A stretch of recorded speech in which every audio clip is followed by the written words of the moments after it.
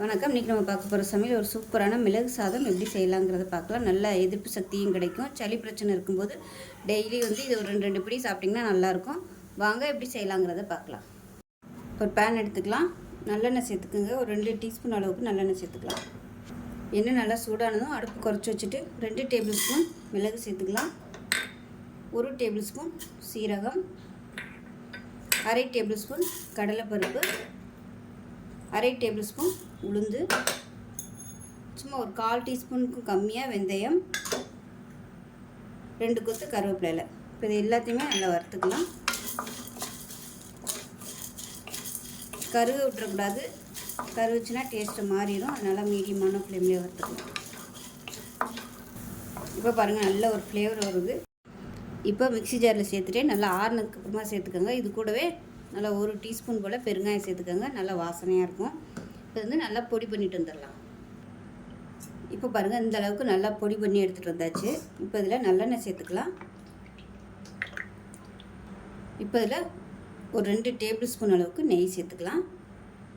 எண்ணெய் சூடானது 1 டீஸ்பூன் போல் கடுகு சேர்த்துக்கலாம். அதே போல் 1 டீஸ்பூன் போல் உளுந்து சேர்த்துக்கலாம்.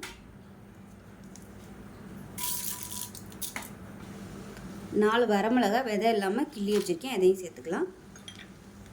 1 கொத்து கருவேப்பிலை சேர்த்துக்கலாம். இப்போ இது எல்லாமே நல்லா பொரிஞ்சிருச்சு. இப்போ இதில் நல்லா 2 கப் அளவுக்கு சாதம் சேர்த்துக்கலாம். வடித்த சாதம் சேர்த்துக்கோங்க.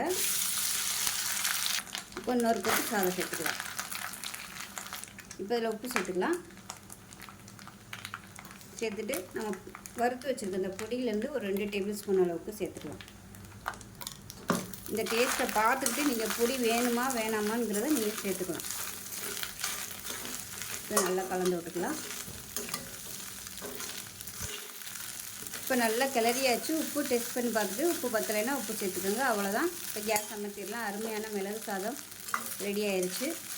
சின்ன பிள்ளைங்களுக்குலாம் சளி, வீசிங், ஆஸ்மா அந்த மாதிரி பிரச்சனை இருந்துச்சுன்னா இந்த மாதிரி பொடி அரைச்சி வச்சுக்கிட்டு ஒரு 2 பொடி உருட்டி கொடுத்தீங்கன்னா உங்களுக்கு நல்லது. நல்ல எதிர்ப்பு சக்தியும் கிடைக்கும். இந்த பொடி ரொம்ப ஸ்டாக் பண்ணி வச்சுக்க முடியாது. ஒரு 4 நாள் அந்த மாதிரி தான் வச்சுக்க முடியும். நார்மல் பொடி மாதிரி நம்ம அரைச்சி வச்சோம்னா அதோட மருத்துவ குணங்களும் போயிடும், ஃப்ளேவரும் இருக்காது. அப்போக்கப்போ நம்ம அரைச்சி உடனே செய்யும்போது தான் நல்லாயிருக்கும் டேஸ்ட்டு.